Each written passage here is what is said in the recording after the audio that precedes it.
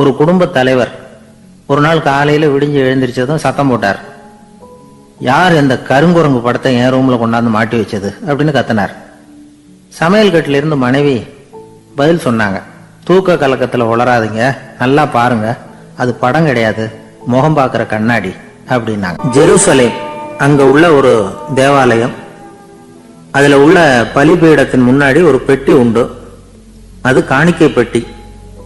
ஆலயத்துக்கு வர்றவங்க பிரார்த்தனை பண்ணிவிட்டு திரும்பி போற சமயத்துல அந்த பெட்டியில காணிக்கை போடுவாங்க. அவங்களால எவ்வளவு முடியுமோ அவ்வளவு போடுறது வழக்கம். அவங்க வசதிக்கு தகுந்த மாதிரி போடுவாங்க.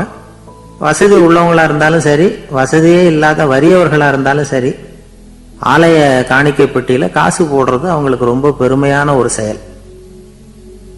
ஒரு சமயம் இயேசு தம்முடைய சீடர்களோடு அந்த ஆலயத்துக்கு வரார். அங்க உட்கார்ந்து ரொம்ப நேரம் வழிபாடு பண்ணிட்டு இருக்கிறார். சீடர்களும் அந்த ஜபத்துல கலந்துகிட்டாங்க. வழிபாடு முடிஞ்சது.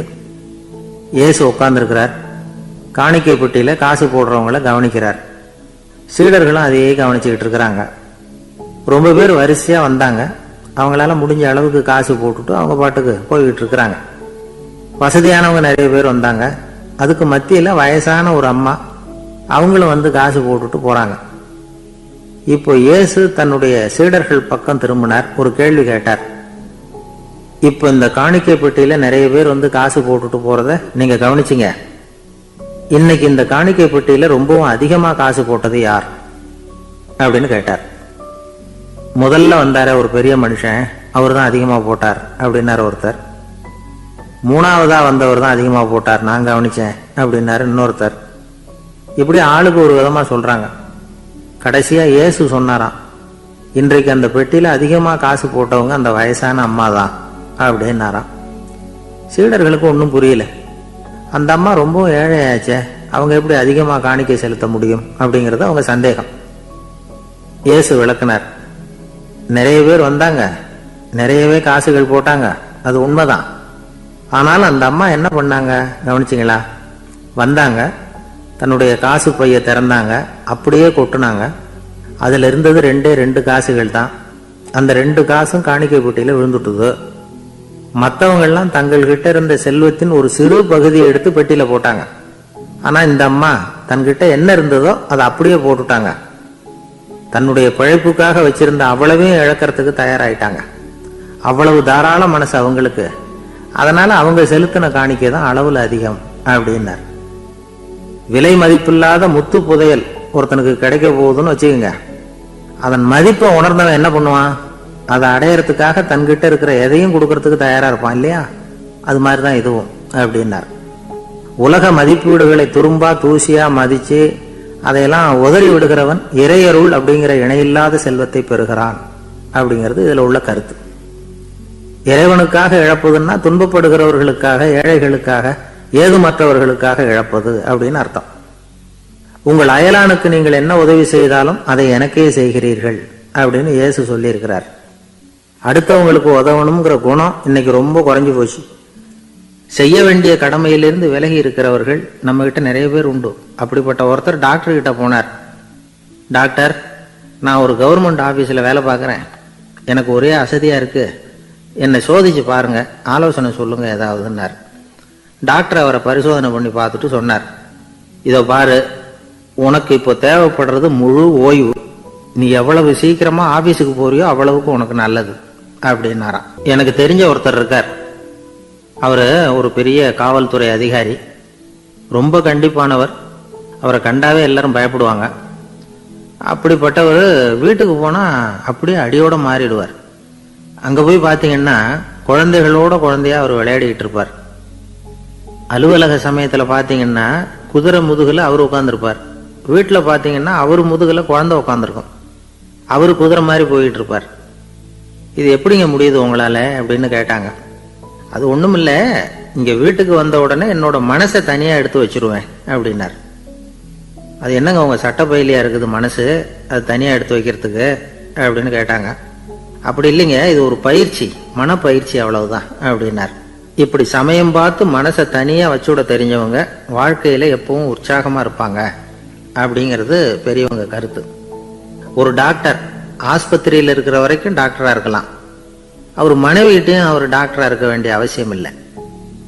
ஒரு வக்கீல் கோர்ட்ல இருக்கிற வரைக்கும் வக்கீலா இருக்கலாம், வீட்டுக்கு வந்ததுக்கு அப்புறமும் வக்கீலா இருக்க வேண்டிய அவசியம் கிடையாது. வீட்டில் குழந்தைகள்கிட்ட விளையாடும் பொழுதும் அதுகள்கிட்ட ஃபீஸு கேட்டுக்கிட்டு இருக்கக்கூடாது. நாம் எப்படி இருக்கணும்னு பெரியவங்க சொல்கிறாங்கன்னா, மனசோட சேரக்கூடாதான். அப்படி சேராமல் வாழ்க்கையை கவனிக்கணுமா. மனசை அப்படியே தனியாக எடுத்து பக்கத்தில் வச்சுடணும். அப்படின்னா அதை அப்படியே தூக்கி எறிஞ்சுடு அப்படின்னு அர்த்தம் இல்லை. ஏன்னா மனசுங்கிறது நமக்கு உபயோகப்படக்கூடிய ஒன்று தான். எப்போ எப்போ அது தேவையோ அப்பப்போ எடுத்து உபயோகப்படுத்திக்கணும். தேவைப்படுறப்போ எடுத்து கண்ணாடியை மாட்டிக்கிறோம்ல, படிக்கும் பொழுது கண்ணாடி தேவைப்படுதோ எடுத்து மாட்டிக்கிறோம் இல்லையா, அது மாதிரி கணக்கு போடுறதுக்கு மனசு தேவை. கடைக்கு போய் ஒரு பொருள் வாங்குகிறோம், காசு கொடுக்குறோம், மீதி சில்லறை சரியாக இருக்கா அப்படின்னு எண்ணி பார்த்து வாங்க வேண்டியிருக்கு. அந்த சமயத்தில் மனசை எடுத்து தனியாக வச்சுட்டேன் அப்படின்னு சொல்லிட்டு இருக்கக்கூடாது. பரீட்சைக்கு படிக்க வேண்டியிருக்குது, படித்ததையெல்லாம் அப்படியே நினைவில் வச்சுக்க வேண்டியிருக்கு. அந்த சமயத்தில் மனசை தூக்கி எறிஞ்சுட்டேன் சார் அப்படின்னு சொல்லிட்டு இருக்கக்கூடாது. அப்படி சொன்னால் பரீட்சை நம்மளை தூக்கி எறிஞ்சிடும். அதனால் தேவைப்படுறப்போ மனசை உபயோகப்படுத்தணும், தேவையில்லாதப்போ அதை தனியாக ஓய்வு எடுத்துக்க விட்டுடணும். இப்படி நாம் பழக்கப்படுத்திக்கிட்டா வாழ்க்கைங்கிறது நமக்கு புதுசாக தெரியுமா. மனசுக்கும் ஒரு சக்தி கிடைக்கும். எந்திரங்களுக்கு ஓய்வு கொடுக்குற மாதிரி மனசுக்கும் ஓய்வு கொடுக்கணும், இல்லைன்னா அது களைச்சி போயிடும். குழந்தைகள் மனசை சுமந்துக்கிட்டு இருக்கிறது இல்லை. இது முதியவர்கள் குழந்தைகள்கிட்ட இருந்து கற்றுக்க வேண்டிய ஒரு பாடம். ஆனாலும் இந்த கால குழந்தைகள்கிட்ட ரொம்ப எச்சரிக்கையாக இருக்க வேண்டியிருக்கு. ஒரு தாத்தாவும் பேரனும் விளையாடிக்கிட்டு இருக்கிறாங்க. தாத்தா எனக்கு சைக்கிள் ஓட்ட கற்றுக் கொடு அப்படிங்கிறான் பேரன். சைக்கிள் உயரம் கூட இல்லை, அதுக்குள்ளே சைக்கிள் ஓட்டணுமா அப்படின்னார் தாத்தா. ஏன் தாத்தா, ரயில் ஓட்டுறாரு, அவர் என்ன ரயில் நீளமா இருக்கார் அப்படின்னு கேட்டானா அந்த பையன். ஒரு நல்ல நகைச்சுவை எப்படி இருக்கணும், இதுக்கு ஒவ்வொருத்தர் ஒவ்வொரு மாதிரியான விளக்கத்தை கொடுத்துருக்குறாங்க. ஆனா கலைவாணர் NS கிருஷ்ணன் கொடுக்குற விளக்கம் என்ன தெரியுமா? நகைச்சுவைங்கிறது அடுத்தவங்களுக்கு துன்பம் கொடுக்காம இருக்கணும், அடுத்தவங்க மனசை புண்படுத்தக்கூடாது, அதுதான் சிறந்த நகைச்சுவை அப்படிங்கிறார். அதுக்கு அவர் உதாரணமும் கொடுக்கிறார். ஒரு ஏரி ஓரமா 2 பசங்க நடந்து போயிட்டு இருக்கிறாங்க. அதுல ஒருத்தன் பணக்கார வீட்டு பையன், இன்னொருத்தன் ஏழை. இவங்க 2 பேரும் போயிட்டு இருக்கிறாங்க. வழியில ஒரு இடத்துல ஒரு ஜோடி செருப்பு இவங்க கண்ணில் படுது. ஒரு விவசாயி அந்த செருப்பை அங்க விட்டுட்டு பக்கத்துல இருந்த ஏரியில கை காலை கழுவிட்டு இருக்கிறார். உடனே அந்த பணக்கார பையனுக்கு ஒரு ஐடியா. அவன் சொன்னானா, டேய் இப்போ ஒரு வேடிக்கை செய்யலாம், அந்த செருப்பு 2ஐயும் தூக்கி எட்டத்துல வீசி எரிஞ்சிருவோம். அந்த ஆள் பார்த்துட்டு செருப்பை தேடி அல்லாடுவான், அங்கேயும் இங்கேயும் ஓடுவான், திரு திருன்னு முழிப்பான். அதை பார்த்து நாம ரசிக்கலாம், நல்ல தமாஷா இருக்கும் அப்படின்னு இருக்கான். இப்படி சொல்லிவிட்டு அந்த செருப்புகளை தூக்கத்துக்கு போனானா. கொஞ்சம் பொறு அப்படின்னானா அந்த ஏழை பையன். ஏன்னு கேட்டிருக்கான் அவன். இப்போ அந்த ஏழை பையன் சொன்னானா, நீ சொல்றது ஒன்றும் வேடிக்கை கிடையாது, உன்னோட செருப்பு தொலைஞ்சா உன் அப்பா உடனே உனக்கு வேற செருப்பு வாங்கி கொடுத்துருவார். ஆனா அந்த ஆளுக்கு இந்த செருப்பு தொலைஞ்சதுன்னா வேற புதுசா வாங்கறதுக்கு வாயையும் வயத்தையும் கட்டி பணத்தை சேர்க்க வேண்டியிருக்கும். அதனால நான் ஒரு வேடிக்கை சொல்றேன், அது மாதிரி செய், அது இன்னமும் தமாஷா இருக்கும் அப்படின்னு நானா. எப்படி அது சொல்லுன்னு இருக்கான் அவன்.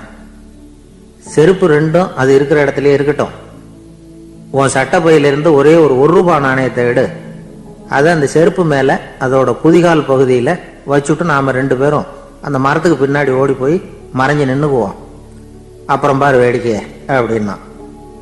அதே மாதிரி ₹1 காசு செருப்பு மேல வச்சுட்டு இவங்க 2 பேரும் மறைஞ்சு நின்னுக்கிட்டாங்க. கொஞ்ச நேரத்துல அந்த விவசாயி வந்தார். காலில் உள்ள மண்ணை தட்டிவிட்டு செருப்பை மாட்டுறதுக்காக போனார். அங்கிருந்த காசு கண்ணில் போட்டுட்டுது. அவருக்கு ஆச்சரியமா போச்சு. அதை கையில் எடுத்து பார்க்கிறார். 4 பக்கமும் திரும்பி திரும்பி பார்க்கிறார், யார் இதை வச்சிருப்பான்னு. கடைசியில் ஆகாயத்தை பார்க்கிறார். ஆண்டவா, இது உன்னோட கருணை தான், நீ தான் யாரோ புண்ணியவான் மனசுல தர்மம் பண்ற எண்ணத்தை உண்டாக்கி இருக்கிற, அந்த புண்ணியவான் நல்லா இருக்கணும் அப்படின்னு வாழ்த்தி அந்த காசை கண்ணில் ஒத்திக்கிட்டாராம். மறைஞ்சிருந்து பார்த்துக்கிட்டு இருந்த ஏழை பையன் இப்படி சொன்னான், பாத்தியா, உன்னை புண்ணியவான்னு வாழ்த்திக்கிட்டு போறார் அந்த ஆள், அவருக்கும் சந்தோஷம், அதை பார்த்து நமக்கும் சந்தோஷம். உனக்கு ₹1 ஒரு பெரிய விஷயம் இல்லை, ஆனா அதனால நமக்கு கிடைச்சிருக்கிற மகிழ்ச்சி ரொம்ப உயர்வானது அப்படின்னு நானா. வேடிக்கையும் கிண்டலும் இது மாதிரி அடுத்தவங்களுக்கு இடைஞ்சலா இல்லாம இருக்கணும் அப்படிங்கிறார் கலைவாணர். ஆனா பாருங்க, அவருக்கே இடைஞ்சலா வர்ற விஷயங்களை கூட அவர் வேடிக்கையா தான் எடுத்துக்கிட்டாராம். ஒரு தடவை ஒருத்தர் கலைவாணர்கிட்ட வந்து, ஐயா என் குழந்தை செத்து போச்சு அப்படின்னு சொல்லி அழுதாராம். உடனே இவர் அவருக்கு 100 ரூபா பணத்தை கொடுத்து, இந்தாங்க அடக்கம் செய்யுங்க அப்படின்னு சொல்லி அனுப்பி வச்சாராம். 1 வருஷம் கழிச்சு மறுபடியும் அதே ஆள் வந்திருக்கார்.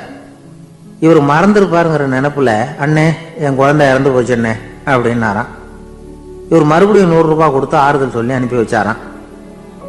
7-8 மாசம் கழிச்சு மறுபடியும் அதே ஆள் வந்திருக்கார்.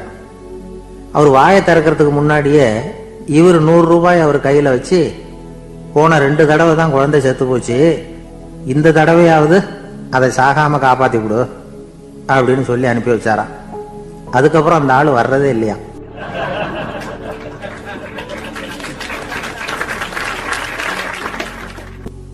ஒரு நாள் ஒரு நண்பரை சந்திச்சேன். உங்க வீடு எதுன்னு உங்களுக்கு தெரியுமா சார்ன்னு. அவர் என்ன ஒரு மாதிரியா பார்த்தார். அப்புறம் சொன்னார், தெரியும் அப்படின்னாரு. சரி, உங்க தொலைபேசி எண் உங்களுக்கு தெரியுமான்னு. அதுவும் தெரியும்னார். உங்க மனைவி மக்கள் யார் யாருன்னு உங்களுக்கு தெரியுமான்னு கேட்டேன். என்ன ஒரு மாதிரியா பார்த்தார். அப்புறம் சொன்னார், அதுவும் தெரியும் சார் அப்படின்னார். சரி, நீங்க யாருன்னு உங்களுக்கு தெரியுமான்னு கேட்டேன். இப்பதான் அவர் முழிக்க ஆரம்பிச்சார். அவர் மட்டும் அப்படி இல்லை, நாம எல்லாருமே அப்படிதான். எதிரில் நிக்கிறது யாருங்கிறது தெரியும், நாம யாருன்னு நமக்கு தெரியாது. உண்மையிலேயே நாம யார்? இந்த கேள்விக்கான பதில தான் வாழ்க்கை பூரா நாம தேடிட்டு இருக்கிறோம்.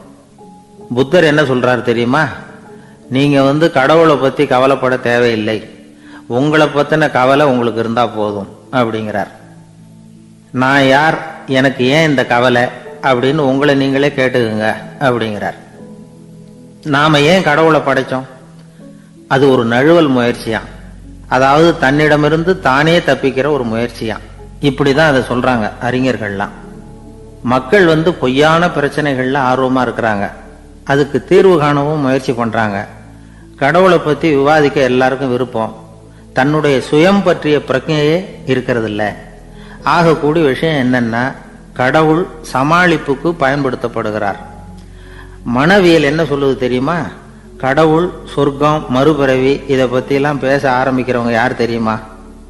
போருக்கு போறவன், துன்பத்துல சிக்கி கஷ்டப்படுறவன், நோய் படுக்கையில விழுந்தவன், இவங்க தான். நாம அனுபவத்திலேயே பார்க்கிறோமே இதையெல்லாம். கடவுளை துணைக்கு கூப்பிடுறவங்க யாருன்னு கவனிச்சு பாருங்க. பரீட்சை எழுத போறவன், வேலை தேடி அலையிறவன், பண நெருக்கடியில் இருக்கிறவன், விபத்துல சிக்கிக்கிட்டவன், இவங்கெல்லாம் தான். தேர்வுல வெற்றி பெற்றதும் அவரை துணைக்கு கூப்பிடுறது இல்லை, வேலை கிடைச்சதும் அவர் துணை தேவைப்படுறது இல்லை. ஏன் இப்படி? கொஞ்சம் யோசனை பண்ணி பாருங்க. துன்பம் வருகிற போது அந்த துன்பத்தை தவிர்க்க வேண்டிய நிலையில அதிலிருந்து நழுவி போறதுக்காக பிரார்த்தனை தேவைப்படுது. எல்லாம் நல்லபடியா நடக்கிறப்போ பிரார்த்தனை செய்யறது இல்லை. புத்தருடைய வழி என்ன தெரியுமா? அந்த வழியில கடவுளும் கிடையாது, பிரார்த்தனையும் கிடையாது. புத்தர் செய்தது இதைத்தான். அதாவது கடவுள்கிட்ட இருந்து மனிதனையும், மனிதன் கிட்ட இருந்து கடவுளையும் அவர் விடுவித்தார். புத்த மதம் என்ன சொல்லுது தெரியுமா?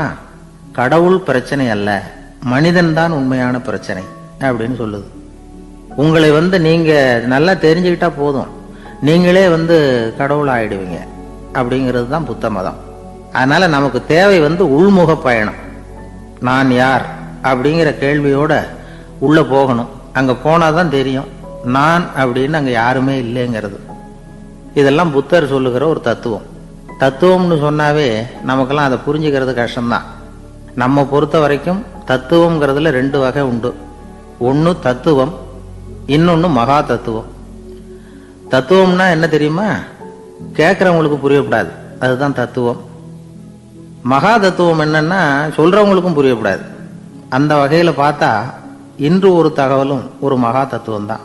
ஒரு ஊர்ல ஒரு ஆள் இருந்தான். கற்பனையிலேயே காலத்தை கடத்திக்கிட்டு இருந்தான். ஒரு நாள் ஒரு மரத்தடியில் உட்காந்துருந்தான். அவனுக்கு பசிக்கிற மாதிரி தெரிஞ்சுது. உடனே கற்பனையிலேயே சாப்பிட ஆரம்பிச்சுட்டான். அதாவது எதிரில் இலை போட்டு சாப்பாடு போடப்பட்டிருக்கிறதாகவும் அதை இவன் சாப்பிட்றதாகவும் நினைச்சுக்கிட்டு கையை மட்டும் வாய்க்கும் தரைக்குமா அப்படியும் இப்படியும் கொண்டுகிட்டு போய் பாவனை பண்ணிக்கிட்டே இருக்கிறான். தூரத்துல இருந்து பார்க்கறவங்களுக்கு இவன் ஏதோ பலமான விருந்து சாப்பிட்டுட்டு இருக்கிறான் அப்படின்னு தான் தோணும். அது மாதிரியே பண்ணிக்கிட்டு இருந்தான். அந்த வழியா ஒரு சன்னியாசி வந்துகிட்டு இருந்தார். இவனை பார்த்தார். என்ன இவன் இப்படி பண்ணிட்டு இருக்கிறானே அப்படின்னு நினைச்சாரு. கொஞ்ச நேரம் அவனையே உத்து பார்த்துக்கிட்டு இருந்தார். இவரை பார்த்ததும் அவன் இன்னமும் சுவாரஸ்யமா சாப்பிட ஆரம்பிச்சுட்டான். அப்பப்பா, என்ன இது, இந்த குழம்பு இவ்வளவு காரமா இருக்கு, என்னுடைய நாக்கே எரிஞ்சு போடும் போல இருக்க அப்படின்னு சொல்லிட்டு பக்கத்தில் ஒரு குவளையை எடுத்து தண்ணி குடிக்கிறது மாதிரி பாவனை பண்ணுறான். அப்பாடா இப்போ கொஞ்சம் பரவாயில்ல அப்படின்னு சொல்லிக்கிட்டு குவளையை கீழே வைக்கிறது மாதிரி ஒரு பாவனை பண்ணுறான். சன்னியாசி பார்த்தார். என்னப்பா சாப்பாட்டில் காரம் அதிகமோ அப்படின்னார். ஆமாம் சுவாமி, ஞாபகம் மறதியில் கொஞ்சம் மிளகாய் அதிகமாக சேர்த்துக்கிட்டேன் அப்படின்னா. சரி சாப்பிடு அப்படின்னு சொல்லிட்டார். அவன் சாப்பிட்டு முடிக்கிற வரைக்கும் பொறுமையாக உட்காந்துருந்தார். அவன் அப்பாடா அப்படின்னு சொல்லிட்டு மறுபடியும் தண்ணியை எடுத்து குடித்தான். எல்லாம் கற்பனையிலேயே. அதுக்கப்புறம் சன்னியாசி பேச ஆரம்பித்தார். இதை பாருப்பா, உன்னுடைய கற்பனையை நான் மெச்சுறேன். இருந்தாலும் உன் சாப்பாட்டில் ஒரு இனிப்பையும் வச்சிருக்கலாமே, ஏன் மிளகாயை அளவுக்கு அதிகமாக போட்டுவிட்டு அவஸ்தைப்படுறேன் அப்படின்னார். அவன் யோசிக்க ஆரம்பித்தான். அதுக்கப்புறம் இவர் சொன்னார், இதை பாருப்பா, இனிமேல உன்னுடைய கற்பனையும் உயர்ந்ததாக இருக்கட்டும் அப்படின்னு உபதேசம் பண்ணிவிட்டு போனார். எப்பவும் உயர்வை பற்றியே சிந்திக்கணும். உயர்வு கிடைக்கலன்னா கூட அப்படி சிந்திக்கிறத நிறுத்தப்படாது அப்படிங்கிறார் திருவள்ளுவர். உள்ளுவது எல்லாம் உயர் உள்ளல், மற்ற அது தள்ளினும் தள்ளாமை நேர்த்து. ஊக்கம் இல்லாமல் உலகத்தில் வாழ்ந்து பிரயோஜனம் இல்லை. அதனால உயர்வாகவே சிந்திக்கணும். அது நம்மளை ஊக்கப்படுத்தும். இது பெரியோர் வாக்கு. இந்த உலகத்தில் கற்பனையிலேயே வாழ்கிற சில கஞ்சர்களும் உண்டு. அதாவது 2 கஞ்சர்கள், 2 பேரும் பக்கத்து பக்கத்து ஊரில் இருந்தாங்க. பொங்கல் சமயம் ஒரு கஞ்சன் தன்னுடைய மகனை கூப்பிட்டான். இதை பாருப்பா, பக்கத்து ஊரில் என்னுடைய நண்பன் ஒருத்தன் இருக்கிறான். அவனுக்கு பொங்கல் பரிசு ஏதாவது கொடுக்கணும். நான் ஒரு 4 ஆட்டுக்குட்டியை தரேன், நீ கொண்டுகிட்டு போய் கொடுத்துட்டு வந்து விடுறியா அப்படின்னு கேட்டான். சரி, நான் புள்ள ஒரு பைய கையில் எடுத்துக்கோன்னா. அவன் எடுத்துக்கிட்டான். இந்த ஆட்டுக்குட்டி பிடிச்சிக்கோ அப்படின்னு சொல்லி ஒவ்வொன்றா போடுறேன் பார் அப்படின்னு சொல்லிட்டு 1 2 3 4 அப்படின்னு எண்ணிக்கிட்டே வெறும் சைகையாலேயே ஆட்டுக்குட்டியை பிடிச்சி போடுறது மாதிரி பாவனை பண்ணிக்கிட்டு இருக்கிறான். அவன் பிள்ளையும் அதை ரொம்ப அக்கறையாக வாங்கிக்கிறது மாதிரி வாங்கிக்கிட்டு அந்த பையை தூக்கிக்கிட்டு அடுத்த ஊருக்கு போகிறான்.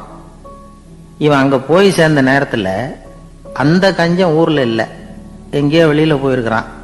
அவனோட புள்ள மட்டும்தான் வீட்டில் இருந்தான். இவன் அவங்கிட்ட, இதை பாரு, எங்கள் அப்பா உங்கள் அப்பாவுக்கு ஆட்டுக்குட்டி கொடுத்து அனுப்பியிருக்கிறாரு, பிடிச்சிக்கோ அப்படின்னு சொல்லி பாவனையிலேயே ஒவ்வொன்றா எடுத்து அவங்ககிட்ட கொடுத்துட்டான். அவனும் வாங்கிட்டான் வாங்கிறது மாதிரி.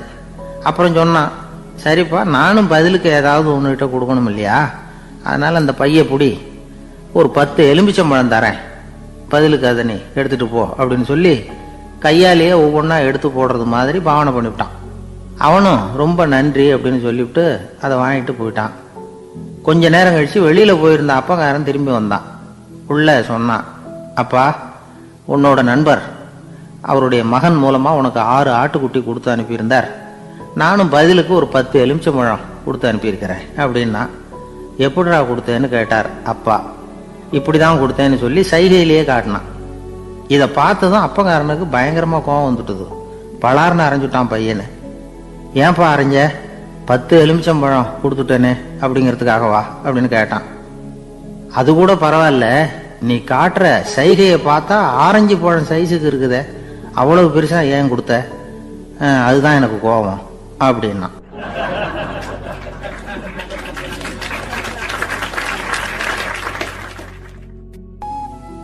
ஒரு ஆள் இருந்தார். அவரு தன்னை ஒரு குருன்னு சொல்லிக்கிட்டார். மௌன குரு, வாயை திறக்கிறது இல்லை. அவருக்கு 2 சீடர்கள் உண்டு. இவங்க தான் வர்றவங்க கிட்ட பேசுவாங்க, விளக்கம் கொடுப்பாங்க. ஒரு நாள் இந்த சீடர்கள் 2 பேரும் எங்கேயோ வெளியில போயிட்டாங்க. அந்த நேரம் பார்த்து ஒருத்தர் அங்க வந்தார். குரு கிட்ட போனார். குருவே, புத்தர்னா என்ன அப்படின்னு கேட்டார். குருவுக்கு ஒன்றும் புரியல. அவர் உண்மையான குருவா இருந்தாவில் புரியும். திருன்னு முழிக்க ஆரம்பிச்சார். இந்த நேரம் பார்த்து இந்த சீடர்களும் எங்கேயோ போயிட்டாங்களே, என்ன பண்றது, உதவிக்கு யாராவது கிடைக்க மாட்டாங்களா அப்படின்னு அப்படி சுற்றுமுற்றும் பார்த்தார். வந்தவர் இதை கவனிச்சார். ஏதோ புரிஞ்சுக்கிட்ட மாதிரி அடுத்த கேள்வியை கேட்டார். தர்மம்னா என்ன சுவாமி அப்படின்னார்.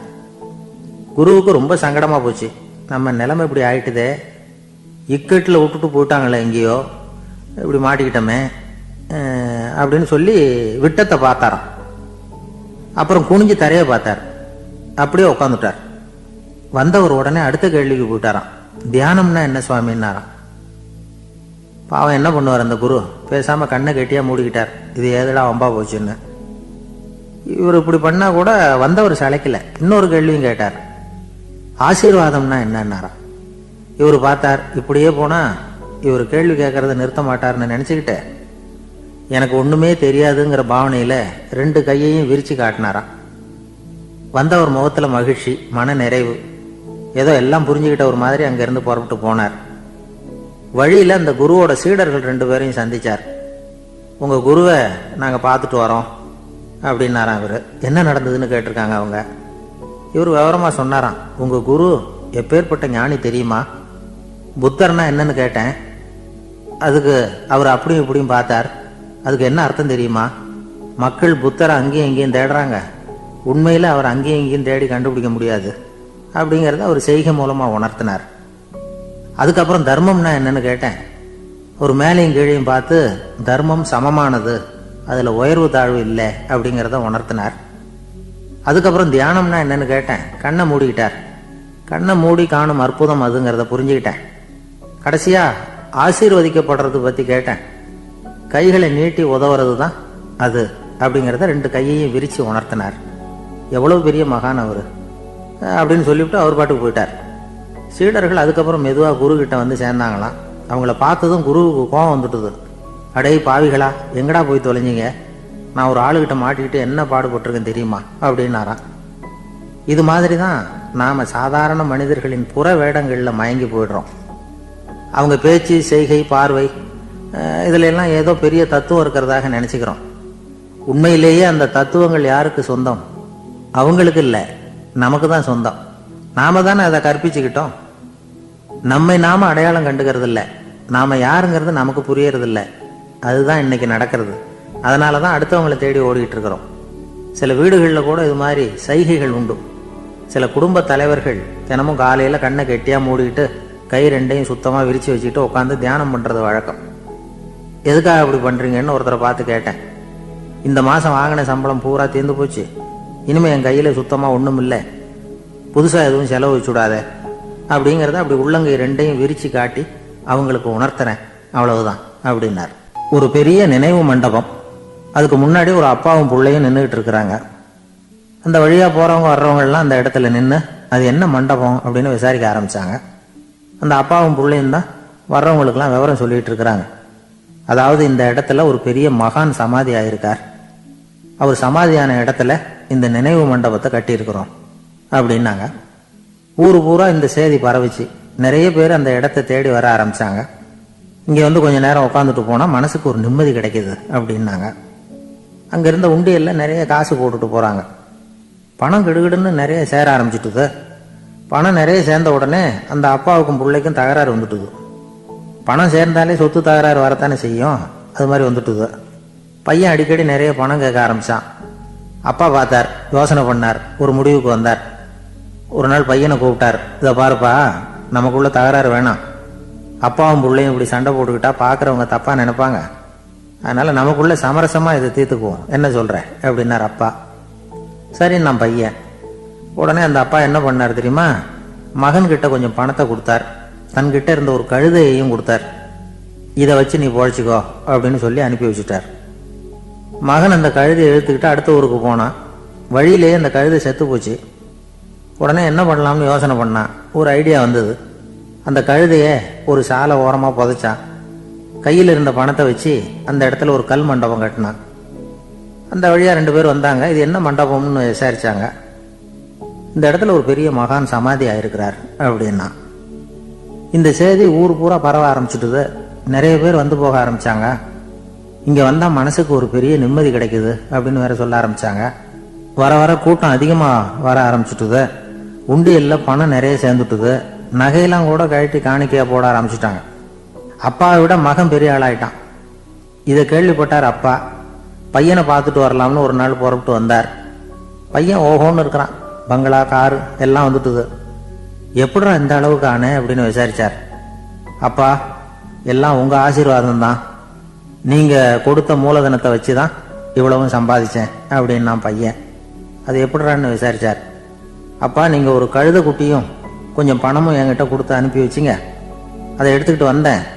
வர்ற வழியில் அந்த கழுதை செத்து போச்சு. உடனே யோசனை பண்ணேன். அந்த கழுதையை இந்த இடத்துல புதைச்சேன். கையில் இருந்த பணத்தை வச்சு மண்டபம் கட்டினேன். மகான் ஒருத்தர் சமாதி ஆயிருக்கார் அப்படின்னு வதந்தியை கிளப்பி விட்டேன். ஜனங்கள்லாம் ஏமாந்து போய் காசை கொண்டாந்து போட ஆரம்பிச்சிட்டாங்க. நான் பொழைச்சிக்கிட்டு இருக்கிறேன் அப்படின்னா, இப்போதான்டா நீ என் புள்ள அப்படின்னு சொல்லி சந்தோஷப்பட்டாரான் அந்த அப்பா. ஏன் அப்படி சொல்றீங்கன்னு கேட்டிருக்கான் பையன். கழுத குட்டியை புதைச்சி மண்டபம் கட்டியிருக்கிற நீ, ஏற்கனவே நம்ம ஊர்ல நாம கட்டியிருக்கிறோமே மண்டபம், அது இந்த கழுதையோட அம்மாவை புதைச்ச இடம். மகான் சமாதி ஆயிருக்காருன்னு நானும் சும்மா கப்சா தான் விட்டுக்கிட்டு இருக்கேன் அப்படின்னாரான் அப்பா. முட்டாள் ஜனங்களை நினைச்சு அந்த 2 பேரும் சத்தம் போட்டு சிரிச்சாங்களாம். மனுஷன் ஏமாத்துறது ரொம்ப சுலபம்.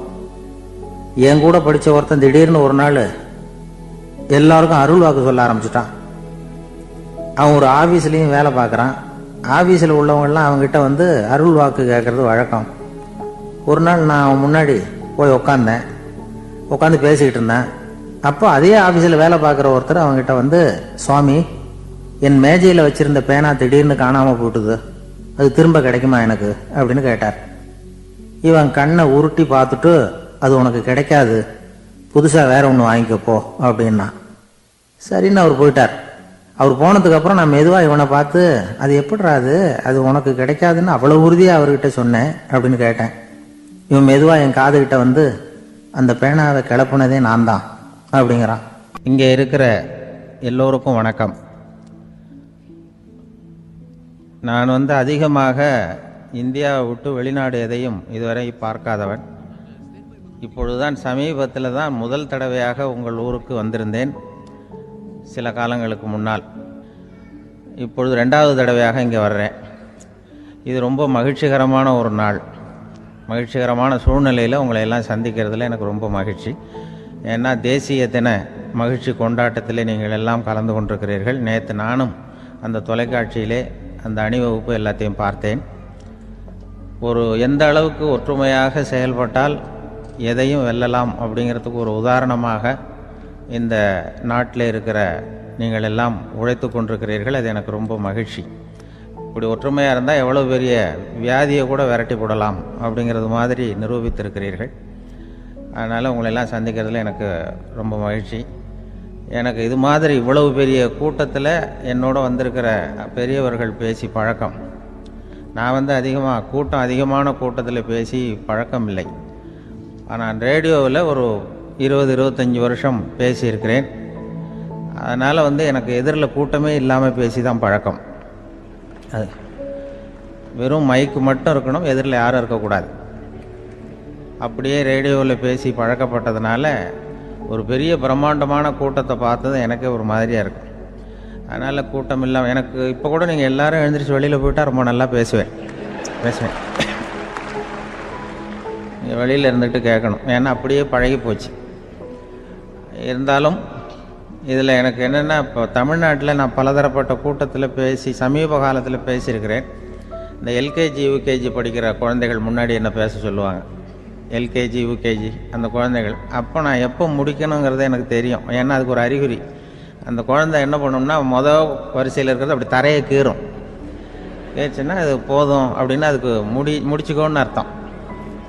அதை பார்த்து தான் நான் முடிச்சுக்கிறது வழக்கம். கொஞ்சம் பெரிய ஹைஸ்கூல்னால் யாராவது பசங்க 2-3 பேர் கொட்டாவி விடுவாங்க, அதை பார்த்து அதை முடிச்சுக்கிறது வழக்கம். கல்லூரின்னா விசில் அடிப்பாங்க யாராவது 1-2 பேர். இப்படி எனக்கு பலதரப்பட்ட எப்போ முடிக்கணுங்கிறதுக்கு அப்படிலாம் அறிகுறி உண்டு. எனக்கு ரொம்ப பிடிச்சது என்னென்னா, இந்த முதியோர் இல்லங்கள் இருக்குது பாருங்கள், முதியோர் இல்லம், பென்ஷனர் அசோசியேஷன்லாம் இருக்குது தமிழ்நாட்டில். எல்லாம் 60-70 வயசுக்கு மேற்பட்டவர்கள். அவங்க கூட்டத்தில் பேசுகிறது தான் எனக்கு ரொம்ப பிடிக்கும். ஏன்னா நான் பாட்டுக்கு பேசிக்கிட்டே இருப்பேன், அவங்களும் அசையாமல் கேட்டுக்கிட்டு இருப்பாங்க. அதுக்கு என்ன காரணம்னா, காது கேட்காது. அது எனக்கு அப்புறம்தான் தெரியும். பேசி முடிச்சுட்டு இறங்கி போனால் அந்த பெஞ்சில் உட்காந்துருக்கிற ஒரு நாற்காலில், என்ன சார் முடிச்சிட்டிங்க போல் இருக்கு அப்படிம்பார். எப்படி சார் கண்டுபிடிச்சிங்க? அதான் இறங்கி வந்தீங்கல்ல அப்படிம்பார். அதனால் அது மாதிரி கூட்டத்தில் ஒன்றும் எனக்கு வந்து சுத்தமாக யாரும் இருக்கக்கூடாது எதிரில். இல்லைன்னா அந்த முதியோர் இல்லம் மாதிரி அப்படி காது கேட்காதவங்களாம் உட்காந்துருக்கணும். இங்கே அப்படி இல்லை, எல்லாம் ரொம்ப விழிப்போடு இருக்குங்க, காதை திறந்து வச்சுக்கிட்டு. அது மாதிரி என்ன போன்ற ஆட்களுக்கு கொஞ்சம் இது பேசுகிறதும் சில பேருக்கு என்னென்னா, பேச்சு மைக்கை பார்த்ததும் எனக்கு எப்போ நேரங்காலம் தெரியாது, முடிக்கிறதுக்கு தெரியாது. அப்படியும் உண்டு பேச்சாளர்கள் பல ரகம். நான் கூட இப்போ ஒரு ஏற்பாடு பண்ணியிருக்கிறேன். என்னுடைய நண்பர் சுபாஷ்னு ஒருத்தர் வந்திருக்கார். அவர்கிட்ட சொல்லியிருக்கேன், நான் எப்போ முடிக்கணும்னு தோணுதோ அப்போ லேசாக தலையை சொறி நான் முடிச்சுக்கிறேன். என்ன கடிகாரமும் கிடையாது, ஒன்றும் கிடையாது. நான் எப்போ ஆரம்பிக்கிறேன் எப்போ முடிக்கிறேன்னு தெரியாதுன்னு சொன்னேன். இதே மாதிரி கும்பகோணத்தில் சமீபத்தில் ஒரு கூட்டத்துக்கு போகும்பொழுது அந்த ஏற்பாட்டாளரை உட்கார வச்சு, நீ முடிக்கணும்னு தோன்றப்ப தலையை சொரியா நான் புரிஞ்சுக்கிறேன்னு சொல்லிவிட்டு, பெரியோர்களே தாய்மார்களே என்னதும் உடனே தலையை சொரிஞ்சாங்க. என்னையா அது உள்ளேன்னா, இல்லை இது தலை அரிக்குது அதனால் சொல்லிடுறேன், நீ அது வேறு மாதிரியாக சொல்லுவேன்னு சொன்னார். அப்படி ஒருத்தர் ஏற்பாடு பண்ணி உட்கார வச்சுருக்கேன் எதிரில். அவர் இன்னும் தலைக்கு கையை கொண்டு போகல. முதல் வரிசையில் உட்கார வச்சுருக்கிறேன். ஏன்னா இந்த பேசுகிறவங்களுக்கு அந்த கூட்டம் பார்த்துட்டா முடிக்கிறது எப்போ முடிக்கிறது என்ன ஏதுன்னு தெரியாது. அது பேச்சாளர், ஒரு பேச்சாளர் அவர் பாட்டு பேசிகிட்டே இருந்தாராம். ரொம்ப நேரம் பேசிகிட்டு இருந்திருக்கார். பேசிகிட்டு இருந்தால் ஒன்றும் புரியல, நேரங்காலம் தெரியல. அவருக்கே தோணி ஒரு கட்டத்தில் அந்த பேசுகிறவருக்கு, ஐயா மன்னிச்சுக்கோங்க, நான் ரொம்ப நேரம் பேசிட்டேன் போல் இருக்கு, எவ்வளோ நேரம் பேசினேன்னு எனக்கே ஞாபகம் இல்லை, இந்த கை கடிகாரத்தை கூட பார்க்க மறந்துட்டேன், என்னை மன்னிச்சுக்கோங்க அப்படின்னாராம். அப்போ கோபமாக ஒருத்தர் எழுந்திரிச்சு, ஏன்யா கடிகாரத்தை தான் மறந்த, பின்னாடி மாட்டிருக்கிற காலண்டரையாவது பார்க்கக்கூடாதா அப்படின்னாராம். அப்போ தான் தெரியுது அவன் வாரக்கணக்கில் பேசிக்கிட்டு இருந்திருக்கான். போன வெள்ளிக்கிழமை ஆரம்பித்து இந்த சனிக்கிழமை முடிக்கிறது மாதிரி அப்படி ஆகிடும். என்ன கடிகாரமும் கிடையாது. அது மாதிரி பேசுகிற பேச்சு ஏன்னா பேசுனா என்ன சொல்லுவாங்கன்னா, எந்த பேச்சை கேட்டாலும் ஒரு தன்னம்பிக்கை வரணுமா கேட்குறவங்களுக்கு, அதுதான் நல்ல பேச்சு அப்படின்னு சொல்லுவாங்க. கேட்குறவங்களுக்கு ஒரு தன்னம்பிக்கை, வாழ்க்கையில் ஒரு பிடிப்பு வரணும், தன்னம்பிக்கை வரணும்.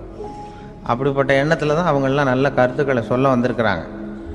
அது என்னென்னா, ஒரு ஒரு ஒரு ஒரு இளைஞன் எங்கெங்கேயோ வேலை தேடி இருக்கான், வேலையே கிடைக்கல.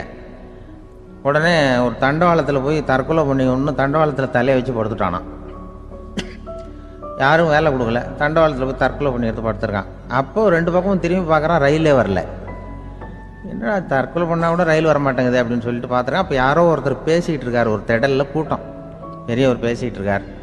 நம்ம அந்த பெரியவர் போய் கொஞ்ச நேரம் அந்த கூட்டத்தையாவது கேட்டுட்டு வருவோம், நீ ரயில் வர்ற பாட்டை காணும், அப்புறம் தலை வச்சு படுத்துக்குவோம் அப்படின்னு நேராக அந்த கூட்டத்துக்கு போனால் ஒரு திடலில் ஒரு பெரிய மனுஷன் பேசிகிட்டு இருக்கார். தன்னம்பிக்கை, வாழ்க்கையில் இளைஞர்கள் ரொம்ப தன்னம்பிக்கையோடு இருக்கணும் அப்படி இப்படின்னு பேசிகிட்டு இருக்கார். இவன் போய் உட்காந்து கேட்டான். இந்த இளைஞன் 1 மணி நேரம் கேட்டான். 2000 பேர் உட்காந்து கேட்டுக்கிட்டு இருந்தாங்க. உடனே கூட்டம் முடிஞ்சுது, கூட்டம்லாம் கலைஞ்சி போச்சு. அந்த பெரியவர் பேசிக்கிட்டு இருந்தாரே அவரை போய் இவன் சந்தித்தான். இளைஞன், ஐயா நான் தற்கொலை பண்ணிக்கணுங்கிற எண்ணத்தோடு வந்தேன், தண்டவாளத்தில் தலையை வச்சு படுத்தேன், ரயில் வரல, அந்த நேரம் உங்கள் பேச்சு குரல் தான் கேட்டுது, நான் உங்கள் பேச்சை கேட்டேன், 1 மணி நேரம் கேட்டேன், கேட்டு முடித்ததுக்கப்புறம் என்னுடைய எண்ணத்தை நான் மாற்றிக்கிட்டேன், நான் இனிமேல் தற்கொலை பண்ணிக்க மாட்டேன் அப்படின்னா. அவர் பேச்சாளருக்கு ரொம்ப பெருமை, இதுதான் ஒரு பேச்சுக்கு அடையாளம், இப்படி தான் இருக்கணும். சரி, அந்த முடிவுக்கு எப்படி நீ வந்தேன்னு கேட்டார். இப்போ உங்கள் பேச்சை இந்த கூட்டத்தில் எவ்வளோ பேர் கேட்டுக்கிட்டு இருந்தாங்க சார் அப்படின்னு கேட்டான். ஒரு 2000 பேர் இருக்கும்பா அப்படின்னார் அவர். அப்போ அந்த இளைஞன் சொன்னானா, ஒரு 2000 பேரை ஒரே நேரத்தில் சாகடிக்கிற நீ உயிரோடு இருக்கிறப்போ நான் எதுக்கு சார் சாகணும், நான் இது வரைக்கும் யாருக்கும் எந்த கெடுதலும் பண்ணலை, நான் இனிமேல் சாக மாட்டேன் சார்ட்டு போயிட்டானா. அப்படி கேட்குறவங்களுக்கு ஒரு தன்னம்பிக்கை வரணும். அது எப்படியோ வந்தால் போகிறோம். இப்போ எங்கள் பேச்சை கேட்டுவிட்டோம், அந்த ரகத்தில் வந்தாலும் சரிதான். வாழ்க்கையில் ஒரு பிடிப்பு வரணும் அப்படிங்கிறது தான் ஒரு சிறந்த பேச்சுக்கு அடையாளம்னு சொல்லுவாங்க. அப்படி அது பண்ணுறது. இதில் என்னென்னா, இந்த மனிதனுக்கு அந்த சிரிப்பு இருக்கு பாருங்கள், அதை பற்றி சொல்லுவாங்க. நகைச்சுவை, குடும்பத்தில் நகைச்சுவை உணர்வு இருந்ததுன்னா குழப்பமே வராதுன்னு சொல்லுவாங்க. பேச்சாளர்கள் என்னென்னா, சில பேர் தெளிவாக, அதாவது தெளிவாக பேசி குழப்புறவங்க இருக்கிறாங்க, குழப்பமாக பேசி தெளிவுபடுத்துகிறவங்க இருக்கிறாங்க. அப்படிப்பட்ட பேச்செல்லாம் உண்டு. குழப்பமாக பேசி தெளிவுபடுத்துறது யாருன்னா சித்தர்கள். நம்ம பழைய சித்தர் பாட்டெல்லாம் பார்த்திங்கன்னா படிக்கிறதுக்கு குழப்பமாக இருக்கும், ஆனால் அது கருத்து தெளிவாக இருக்கும். அதுதான் குழப்பமாக பேசி தெளிவுபடுத்துகிறவரெல்லாம் பழைய நம்ம சித்தர்கள். தெளிவாக பேசி குழப்புறவங்க இருக்கிறாங்க சில பேச்சாளர்கள். இருக்காங்க. ஒருத்தன் ஆடு மேய்ச்சிக்கிட்டு இருந்தானா, ஒரு ஆடு மேய்ச்சிக்கிட்டு இருந்திருக்கிறான் ஒரு திடலில். அந்த ஆடு மேய்க்கிற அந்த ஆள் ரொம்ப தெளிவாக பேசணும்னு நினைக்கிறவன். அவர்கிட்ட போய் கேட்டிருக்கான். அந்த ஆள்கிட்ட போய் ஒருத்தன் கேட்டான், மந்தையில் எத்தனை ஆடுப்பா இருக்கு அப்படின்னா. அப்போ அவன் சொன்னான், ஆடு மேய்க்கிறவன் சார், எதையும் தெளிவாக கேட்கணும், நீ கருப்பாட்டை கேட்குறியா வெள்ளாட்டை கேட்குறியா அப்படின்ட்டுருக்கான். கருப்பாடு அது ஒரு 50 இருக்குது அப்படின்னா, சரி வெள்ளாடு எத்தனை இருக்குது அப்படின்னா அதுவும் 50 தான் இருக்குது அப்படின்ட்டுருக்கான். இன்னும் ரெண்டும் ஒரே ஆன்சர் தானே சொல்கிறான் அப்படின்னு சொல்லி, சரி இந்த ஆடெல்லாம் எவ்வளவு புல் சாப்பிடும் ஒரு நாளைக்கு சார்? மறுபடியும் தெளிவாக கேளுங்க, கருப்பாடா வெள்ளாடா? கருப்பாடு அப்படின்னா 10 கிலோ சாப்பிடும். சரி வெள்ளாடு அதுவும் 10 கிலோ சாப்பிடும். ரெண்டுக்கும் அதே தான் சொல்கிறான். சரிப்பா இது எல்லாம் எவ்வளவு பால் கறக்கும் இந்த ஆடெல்லாம்? சார் திருப்பி திருப்பி சொல்ல தெளிவாக கேளுங்க, கருப்பாடா வெள்ளாடான்னா? கருப்பாடு தென்னை 5 லிட்டர் கறக்கும், வெள்ளாடு அது 5 லிட்டர் தான் கறக்கும் அப்படின்னு. இப்படியே இவன் தெளிவாக பேசி இவன் என்ன சொல்லிட்டு வரான்னு தெரியல. ரெண்டும் ஒரே ஆன்சர் தான், அப்புறம் எதுக்கு பிரித்து பேசுகிறேன்? ரெண்டும் ஒன்று தாடா சொல்கிறேன்னு இருக்காரு. அப்படி இது ஆரம்பத்திலே கேட்டால் சொல்லிட்டு போகிறேன். ஏன்னா ஏன் அப்படி தெளிவாக பிரித்து கேட்குறேன்னா, அந்த கருப்பாடெல்லாம் எதிர்த்த வீட்டுக்காரனுக்கு சொந்தம் அப்படின்னா, சரி வெள்ளாடு அதுவும் எதிர்த்த வீட்டுக்காரனுக்கு தான் சொந்தம் அப்படின்னா. இப்போ இவன் என்ன பேசினா தெளிவாக பேசி குழப்பிக்கிட்டு இருக்கான்னு அர்த்தம். இப்போ எதுக்கு இந்த அறிகுறியை சொல்கிறேன்னா, நான் பேசுகிறது கூட அப்படி தான் இருக்கும். ஏன்னா குழப்பமாக பேசி தெளிவுபடுத்துகிறவர்கள் பின்னாடி வராங்க, அவங்க கொஞ்சம் அவங்க. அதனால் நம்மளால் முடிஞ்ச வரைக்கும் கொஞ்சம் தெளிவாக பேசி உங்களை குழப்பி வச்சோம்னா அவங்க வந்து பின்னாடி பார்த்துக்குவாங்க. அதுதான்.